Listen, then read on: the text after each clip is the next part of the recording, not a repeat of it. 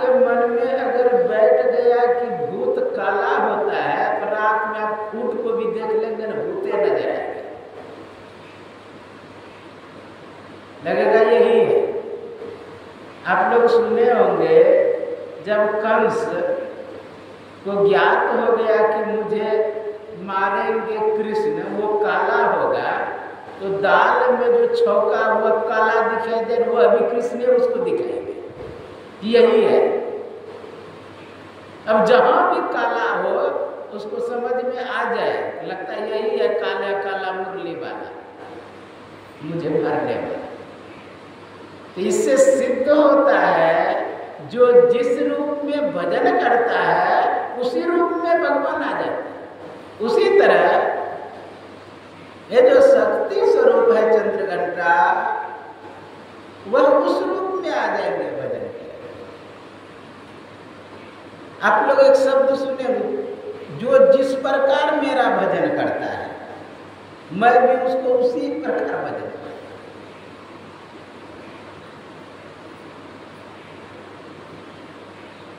आप लोग यह भी सुनेंगे, भूतों को पूजने वाले भूत के पास हैं, आदि आदि देवता के पास, आदि आदि देवता के पास, लेकिन भगवान कृष्ण ये भी करे, उसी में मैं उसको स्थापित भी करता।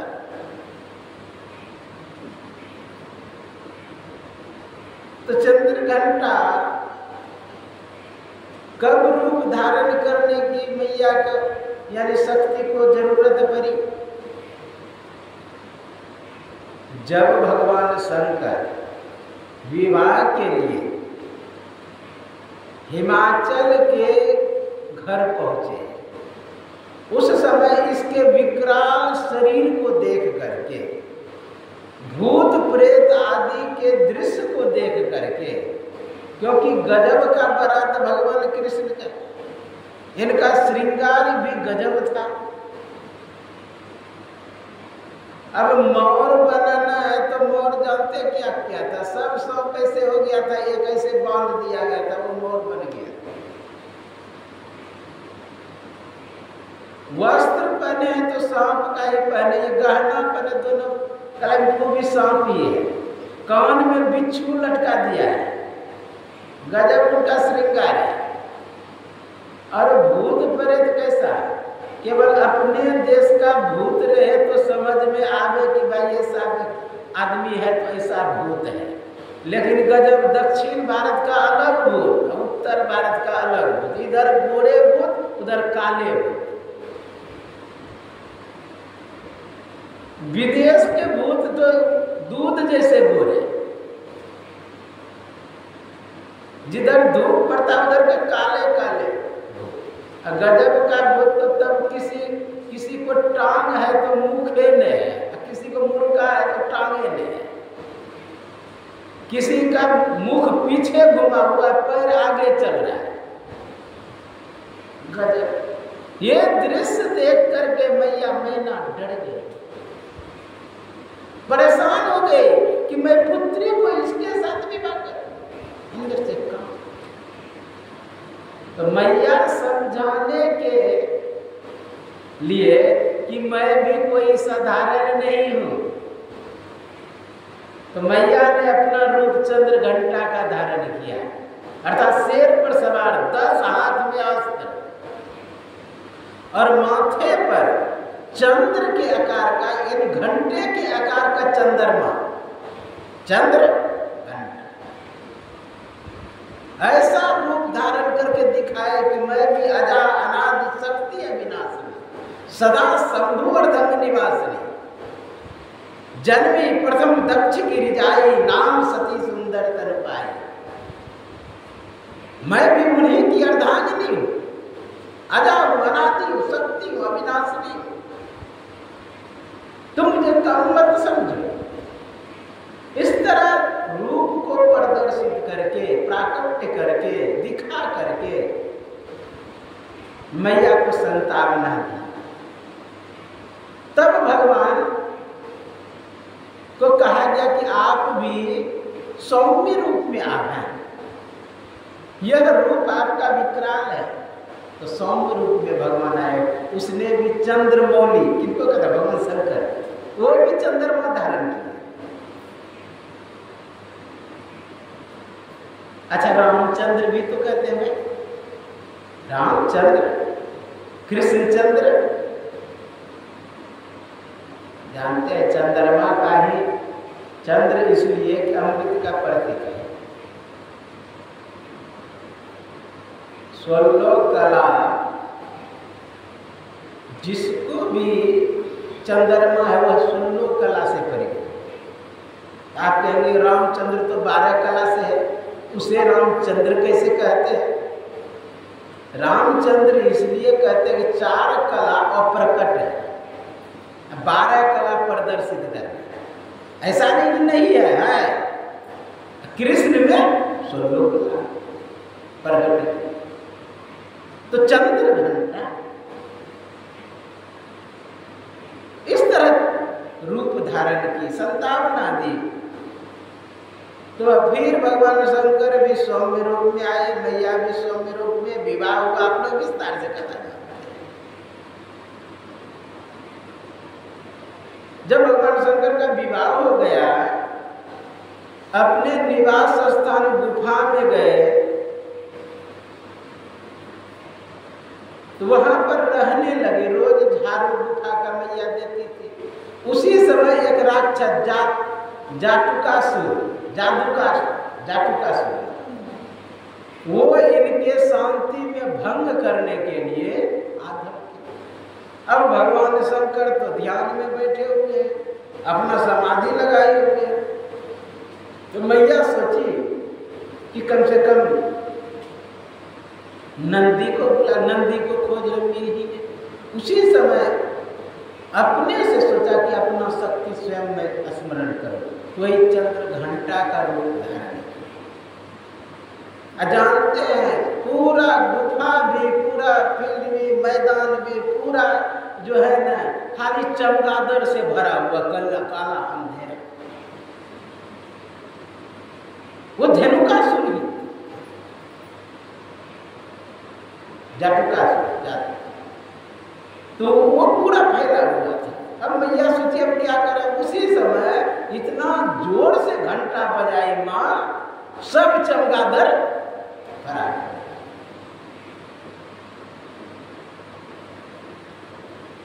सब छट गया, साफ हो गया। और मैया उस जाटुकासुर को इतना जोर से घंटा से मारा, उसका रमना वो मर गया। लेकिन भगवान शंकर को ध्यान में बैठ रहे। वही भगवान शंकर का ही सिस्टम, तंत्र, व्यवस्था हम लोग ध्यान करते हैं। 1.25 लाख साधन है भगवान शिव का।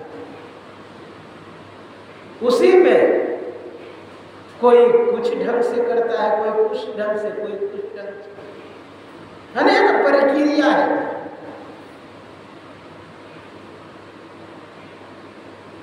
हम लोगों का भी तंत्र साधना का ही एक अंग है। नाद साधना, दृष्टि योग, भगवान शंकर का जो 1.25 लाख साधन है। हालांकि योग का आविष्कारक भगवान शिव ही। लोग अपने अपने ढंग से पहुंचना चाहते हैं।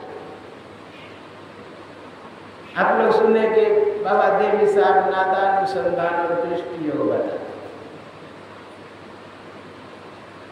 राधा स्वामी संत मत में तो 5 शब्द ही डायरेक्ट बताते, दृष्टि योग भी नहीं बताते। तो अपना एक एक अंग पकड़ करके चलिए। गुरु महाराज जोड़े क्या? मानस जप, मानस ध्यान। गुरु महाराज सरलता के लिए, सहजता के लिए, सुलभता के लिए, कि हम लोगों को चढ़ने में दिक्कत ना हो, ध्यान करने में दिक्कत ना हो। तो हम लोगों को अभी पाठ में सुनाया गया कि ध्यान, मूल ध्यान गुरु रूप है। अच्छा, मूल मतलब क्या होता है? आप लोग जानते हैं जड़। मूल ध्यान का गुरु रूप है, एक प्रकार जड़ के समान। जड़ मतलब ये ना समझे कि उसमें चेतनता नहीं है, वह जड़ नहीं। जड़ यानी मूल, जहां सींचने के बाद पूरे वृक्ष में रस फैल जाता है, पानी फैल जाता है। उसी तरह गुरु पूजे सब देवन पूजा, गुरु सेवा सब सेवा। तो आप कहेंगे कि महाराज ठीक है, पिताजी को पूछते, पिताजी को मानते, क्या दादाजी को क्या करें? एक प्रश्न हो सकता है। दादा का सम्मान करें, प्रतिष्ठा है। गुरु महाराज गंगा में घुसने से पहले गंगा मैया को प्रणाम करते, सम्मान करते। हम लोगों में किसी का भी पूजा होता है, आप लोग सुने होंगे, उसके पंडित जी क्या कहते हैं? स्थान देवता, ग्राम देवता, कुल देवता, सबको कहते हैं ना। क्या कर रहे? सम्मान कर रहे, सम्मान सबको दें। गुरु महाराज यहां तक कि एक जगह सत्संग करने जा रहे थे, कहा ये किस चीज का मंदिर है? ये काली माँ का मंदिर। गुरु महाराज उतर गए, सो करके प्रणाम किया।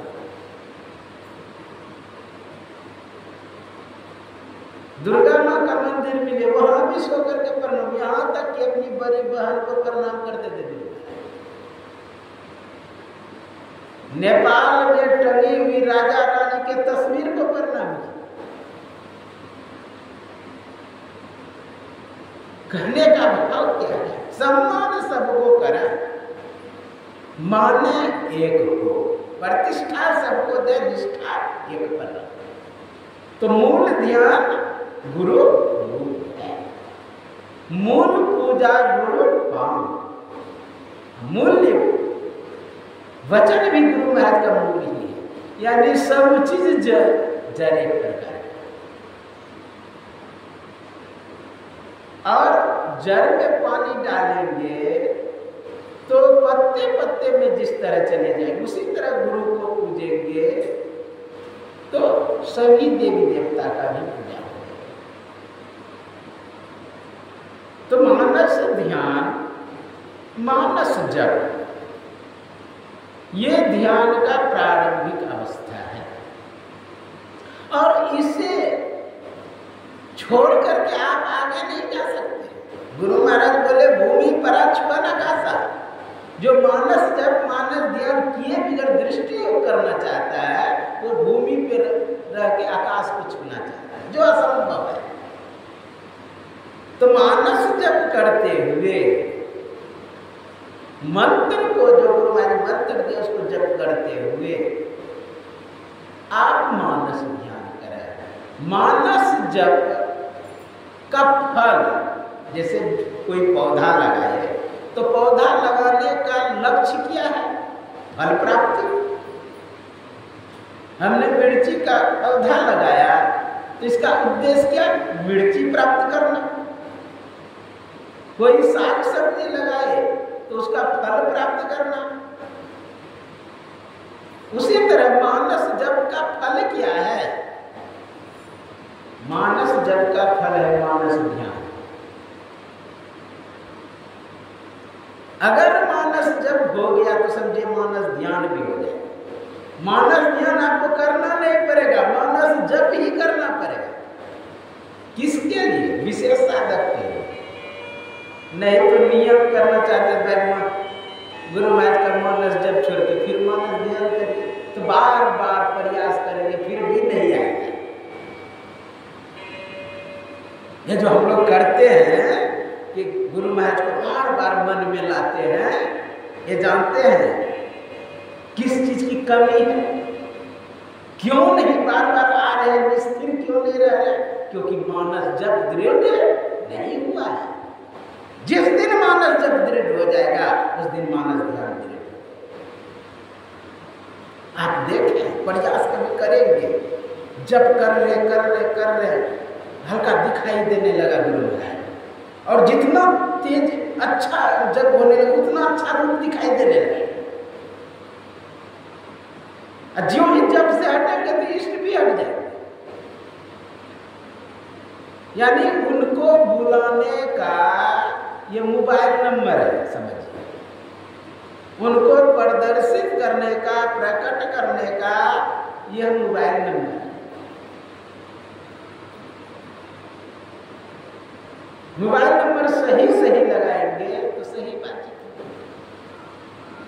अच्छा, आप लोग सुने भी हैं, देखिए रूप नाम आधीना, रूप ज्ञान नहीं नाम भी। कितना अच्छा गोस्वामी सिद्ध है। देखिए रूप नाम अधीन। रूप किसके अधीन होता है? नाम के अधीन। इसलिए नाम जप को श्रद्धा से हम जप करते रहे, मंत्र जप करते रहे। और ऐसे वैसे नहीं, मंत्र जाप मम दृढ़ विश्वास। दृढ़ विश्वास के साथ मन में दुविधा राखो नहीं। देखिए कितना अच्छा शब्द का है, मन में दुविधा राखो नहीं, नाम भरोसे। मन में दुविधा नहीं रखें कि मुझसे होगा या नहीं होगा, गुरु महाराज प्रकट होंगे या नहीं होंगे, ये जप करने से क्या होगा, ये सब दुविधा छोड़ दे। मन में दुविधा नहीं। बहुत सुंदर संत कहते हैं,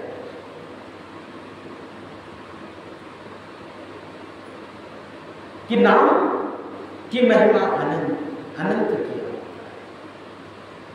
इनका नाम की महिमा अनंत। मंत्र अमूल, नाम दुई अक्षर, बिन रसना रट लागे। अच्छा, बिन रसना रट लागे रे मतलब रसना किसको कहते हैं? रसना कहते हैं रसे इंद्रिया। बिन रसना अर्थात बिना जी का, जी साथ लेता है, बिना जी को हिलाए डुलाए जप करे। बिन रसना रट लागी रे, होठ न डोले, जीभ न बोले, सुरती धरने। कितना अच्छा खुला है। होठ हिलना नहीं चाहिए, जीभ अंदर अंदर नहीं उलट पुलट होना चाहिए। श्रेष्ठ जप। मैं यह नहीं कहता कि होठ डोल रहा है तो वह जप ठीक नहीं है, हम बोल के जप रहे हैं तो वह जप ठीक नहीं है, मैं ये नहीं कहता। लेकिन विशेष लाभदायक कौन है? मानस जप। विशेष लाभ। वैसे तो 3 प्रकार के बताया है, उपांशु, वाचिक और मानस। उपांशु आपका जीव बोले, उपांशु मानस और क्या बोले? वाचिक। वाचिक मतलब जो बोलते हैं, बोल करके जप करते। ये 3 प्रकार के जप हैं। लेकिन हमारे गुरु महाराज क्या मिलता है विशेष रूप से? मानस जप। गुरु महाराज सुनते हैं कुप्पा घाट में, कभी कभी गुरु महाराज घूमते थे और सबको कहते थे कि बोल बोल करके जप करो। मन अगर स्थिर नहीं हो रहा है, कोई आदमी नहीं है, हाँ, तो आप बोल करके जप करें, मन स्थिर हो जाए। तो लेकिन सुरती धरने दृढ़ाई धरे, कहा कि होठ न डोले, जीभ न बोले, सुरती धरने दृढ़ाई। सुरत को अधर पर, जहाँ निर्देश स्थान पर, वहां रख करके धरने दृढ़ाई, दृढ़ हो गए। तो मानस जब मानस दृष्टि योग करना है, और दृष्टि योग हो गया ना, धीरे धीरे नहीं मानस ध्यान हो गया तो दृष्टि योग भी होने लगे, क्योंकि स्थिर हो गया आपका चित्त। एक टक से हम शिव की दृष्टि से देखेंगे, यदि शैल समम पापम विस्तीर्णम बहु योजनम विद्यते ध्यान योगेन नान्यो भेद कदाचित। ध्यान योग से क्या होता है? कहा पहाड़ के समान फैला हुआ पाप ध्यान योग से कहा नष्ट हो जाता है। थोड़ा आप लोगों के मन में प्रश्न होगा कि बाबा ध्यान योग से जब नष्ट ही हो जाता है पाप, ये गुरु महाराज क्यों कष्ट सह रहे थे? उसका तो पाप नष्ट हो गया होगा, तो उतना कष्ट क्यों? रामकृष्ण परमहंस जी महाराज को कैंसर, विचार करें, इतना कष्ट क्यों? इतना पीड़ा साधु संतों को क्यों? एक प्रश्न। देखिए ध्यान, अच्छा एक शब्द आप लोग सुने होंगे कि एक रोचक प्रवचन होता है, एक भय, हाँ एक यथार्थ। अगर मैं इसे रोचक मानता हूं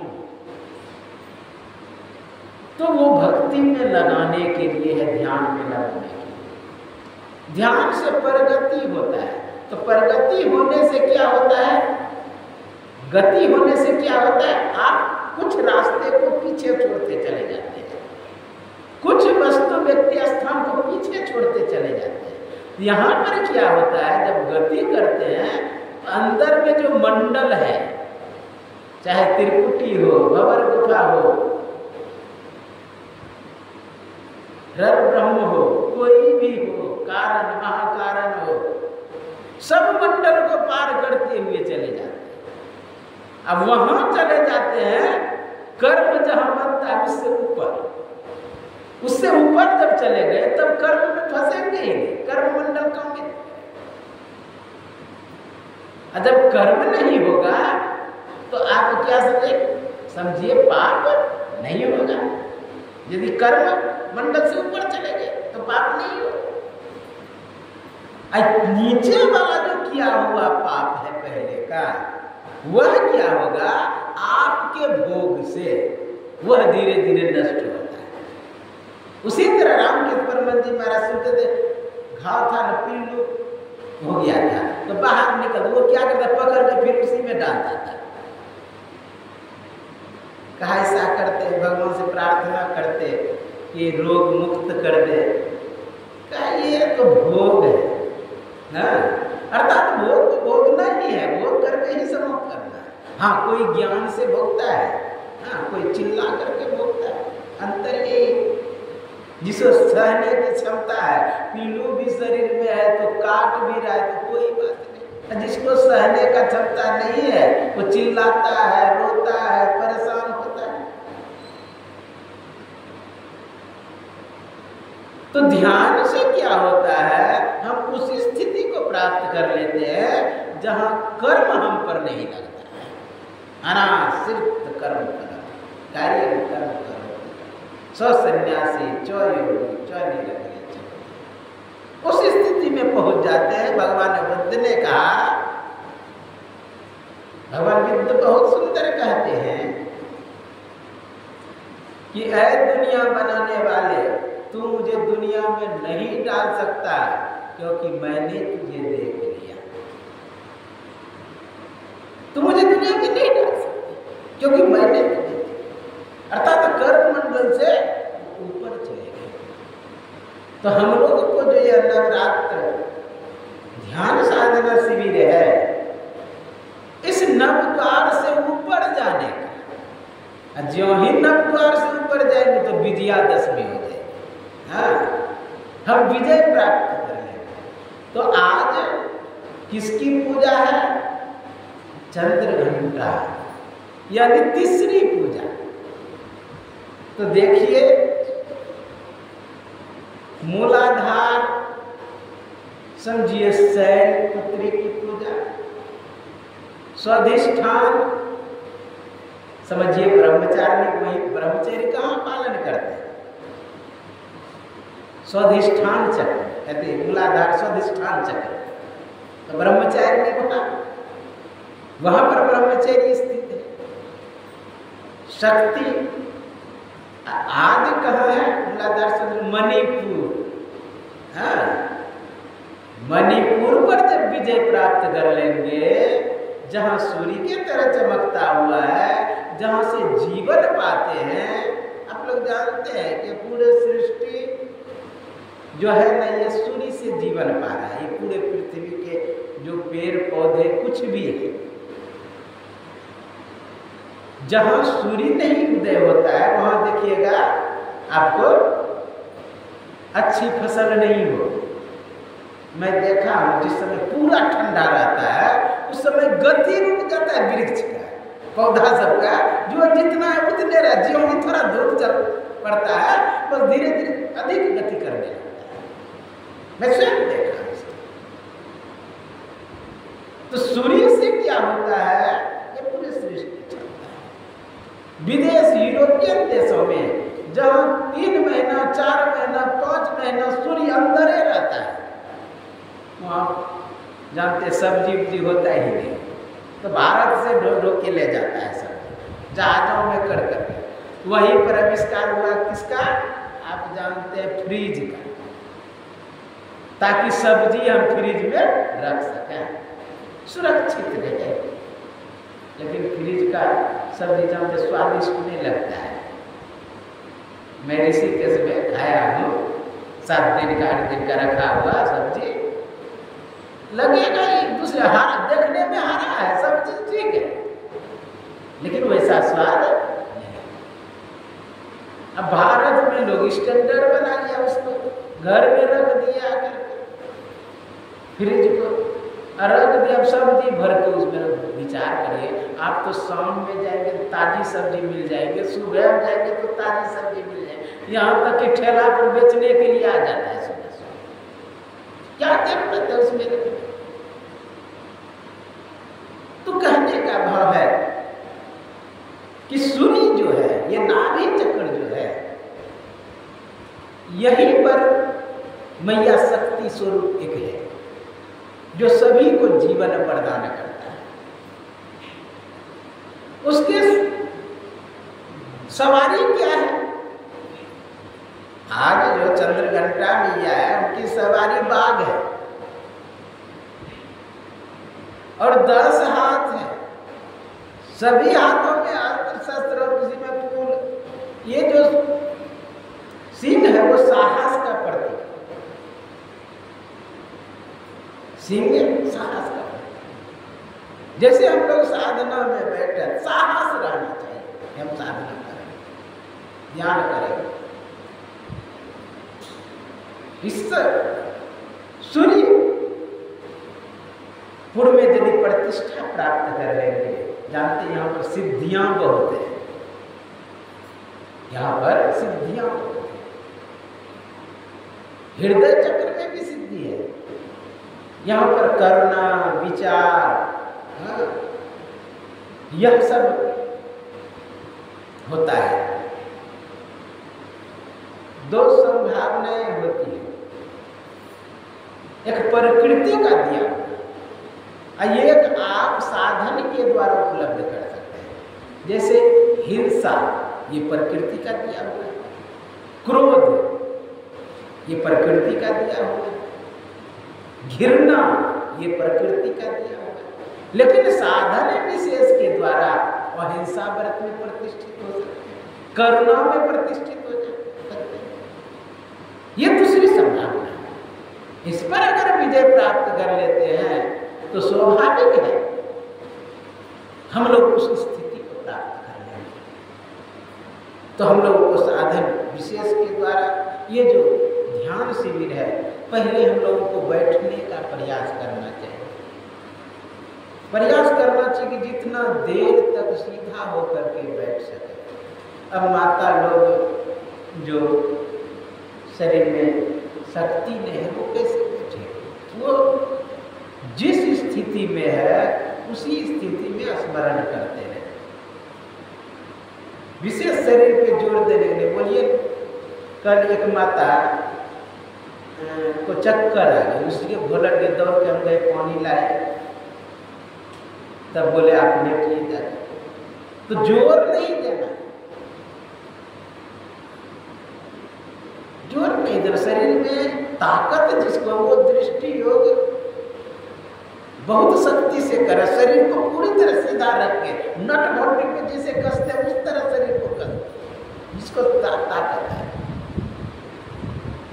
उस तरह शरीर को अगर कस, आप कहेंगे बाबा मन ध्यान करेंगे कि शरीर को कसेंगे, पहले शरीर को ही कसे।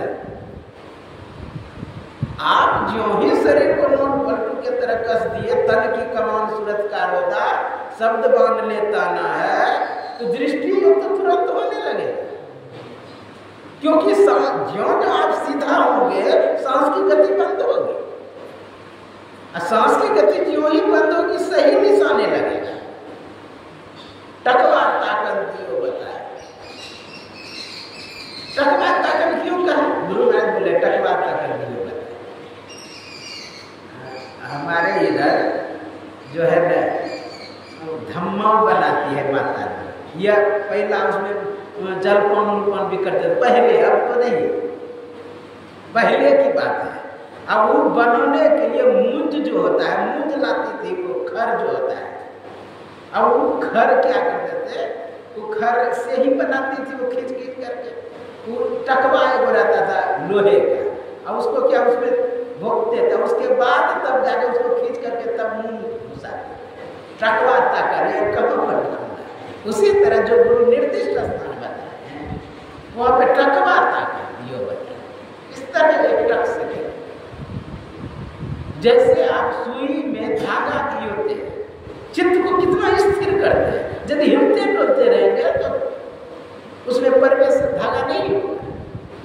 उसी तरह हम लोग जब तक स्थिर नहीं होंगे तब तक निशाना सही जगह नहीं लगेगा। एनसीसी में थे, बंदूक दिया चलाने के लिए, एनसीसी में जब कैंप करने गए तो बंदूक दिया, चलो बंदूक जो इसमें लगाया डंडा का लगा निशाना लगाया, कहा कि अब सांस को रोक लो। मैं बोला सांस को क्यों नहीं? कहा सांस को रोकोगे तब सही निशाना लगेगा, क्योंकि ये धड़कन होते रहता है, सही निशाना नहीं लगे। उसी तरह हम लोगों को जब तक सांस की गति चल रही है तब तक सही निशाना नहीं लगेगा, गुरु महाराज ने बताया। तो हम लोग को सीधा बैठेंगे तो स्वाभाविक सांस की गति स्थिर हो जाएगी, और सांस की गति स्थिर हुआ तो मानस ध्यान भी ठीक ढंग से होने लगेगा, दृष्टि योग भी ठीक ढंग से होने लगेगा। नादानुसंधान तो बाद की बात है, पहले दृष्टि योग आप करेंगे, नाद अगर करने लगेंगे, नाद साधना उसमें इतना आकर्षण है, तुरंत खींचेगा, तुरंत खींचेगा। वो काम करते हुए भी कभी कभी आप अंतर्मुख हो सकते हैं, उसमें हो जाता है। मैं एक समय कुप्पा घाट में नादानुसंधान कर रहा था, खेत में काम करते करते खुरपियाँ छूट गए, तो कहने का भाव चित्त खींच लेता है, इधर लगता है। इसलिए सोबत जागत उठत बैठत टूक विहीन नहीं तारा, झिन झिन जंतर निस्दिन बाजे जौ जाने बतिया, वो हर समय होते रहता है। इसलिए पहले दृष्टि योग पर ध्यान दें। गुरु महाराज को बोले बाबा देवी साहब ले लो धरोहर के रूप में नादानुसंधान, लेकिन मैं बहुत दिन तक किया था, तुम 10 वर्ष तक दृष्टि योग करना, विचार करना दृष्टि योग को कितना जोड़। इसलिए हम लोगों को दृष्टि योग पहले साध लेना है, नादानुसंधान की उपलब्धि है लोग धरोहर के लिए ले लेते हैं। इसलिए नाद की साधना करते हुए बाला अग्रसत्रम तस्य भागस्य भागिना तस्य भागस्य भागवतम तत्क्षयतु निरंजना, उस स्थिति को प्राप्त कर लेंगे जहाँ से लौटना नहीं पड़ता है। ना तद्भास्यते सूर्यो ना शाम को ना पाप का यद गत्वा निवर्तन्ते तद्धाम परम, उस स्थिति को प्राप्त कर लेंगे जहाँ से लौटना नहीं पड़ता है। अत्यंत दुख निवृत्ति, नित्यंत सुख प्राप्ति, उस आज्ञा शक्ति को 10वें द्वार में हम प्राप्त कर लेंगे तो अपना परम कल्याण हो जाएगा। यही आपके सेवा में कहा। बोलिए श्री सद्गुरु